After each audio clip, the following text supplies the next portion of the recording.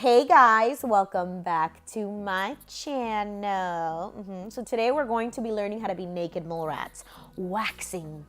Now, this wax that I'm showing you, that's Azuline Blue Gel Wax from Pro Wax One. This is what you're gonna need: a warmer, baby oil to clean the mess you're gonna make, alcohol to remove the baby oil, pre-wax treatment or toner to cleanse your skin from impurities, a cotton round, a popsicle stick, large one or craft stick, and a wooden coffee stirrer. I use the Desert Essence tea tree oil to treat my skin after.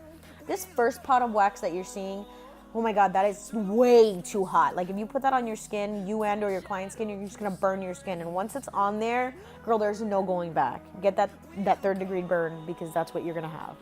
This next wax pot that you're seeing, you see how it's a honey consistency?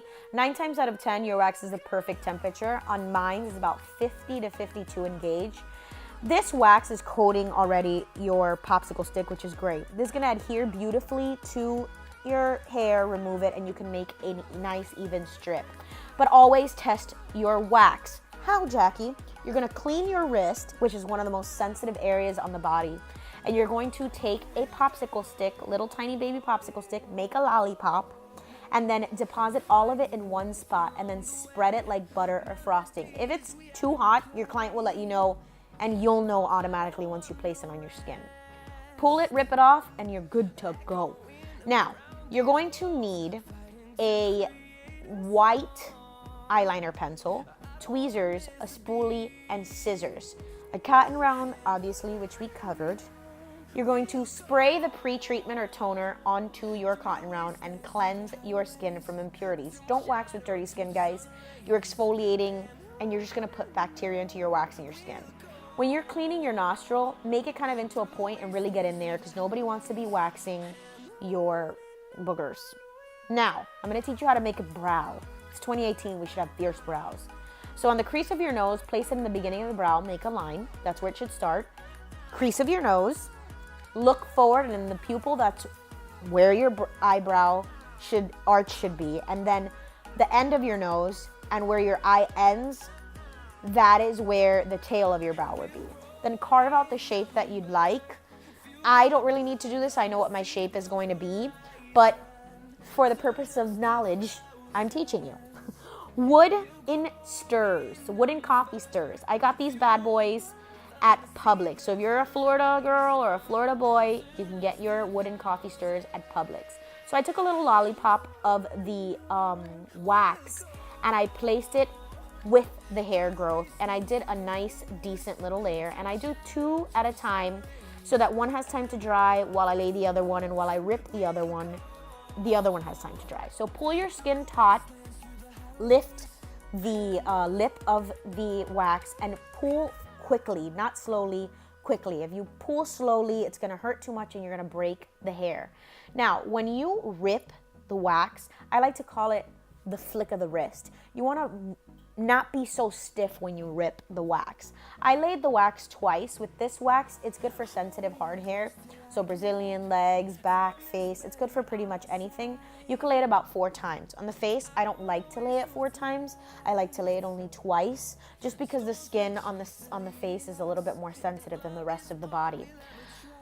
When you rip, guys, remember, like I said, quickly. It's gonna be a little bit less painless. With hard wax, you always wanna take a nice, decent amount and make a nice strip with a lip. Because if any thinner than what you're seeing me apply, you're just gonna have to flick it off your skin, and it's gonna hurt way too much. And it's gonna take forever to remove. It's just not fun, guys.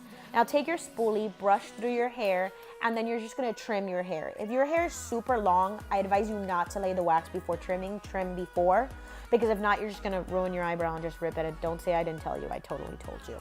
Now I'm cleansing my brow from any impurities, any wax, any of that eyeliner, and I'm just taking my tweezers, which I got these tweezers, the whole set of the scissors and the tweezers at Sephora. I got at Sephora Tweezer Man for $22. Now Desert Essence tea tree oil, I take it just to kind of protect my skin and give it back some life. I break the popsicle stick for the environment and for the purpose of my bank account. And when I'm doing the nostril, guys, as you can see, I'm blocking it because you don't ever want to go any further than the front of your nose. Why? Because those hairs protect you from pollen, dirt, dust, anything that can be harmful to your body. They protect you, so don't remove them. Stick the popsicle stick with a little ball of wax and really move it around, then press it in. Block, like I said, the airway, press it in, and then wait for it to be dry. The way you can check is move your nose around. If you can move it and it's not moving, it's good enough to pool. So you're just gonna go ahead, make sure it's all dry, and then bam, pull it out, just like that. And then you got your nasty little nostril hairs with no boogers because you totally cleansed. Now we're doing our upper lip. Now the way that I do my upper lip is completely different than some other people, and I go against the hair growth. What? You just said with the hair growth. I know, but the upper lip hairs are so fine that I go against the hair growth. And then I pull it taut on the bottom and pull it top on the top, and then rip really quickly because the lip hurts like a mother. Okay, I always have to brace myself. And then I go with the hair growth, pull taut on the bottom, and rip with a flick of the wrist. I cover my lip, the top of my lip. I cover all of that, girl. There ain't no way. Then I just tweeze whatever little hairs remain. I don't pass over. And then I just cleanse my skin. And it's super simple, guys. I mean, like, you can totally wax at home. It takes a couple of practice and wax control, but it's achievable. We can be naked mole rats together. Let's do it. Let's be naked mole rats together.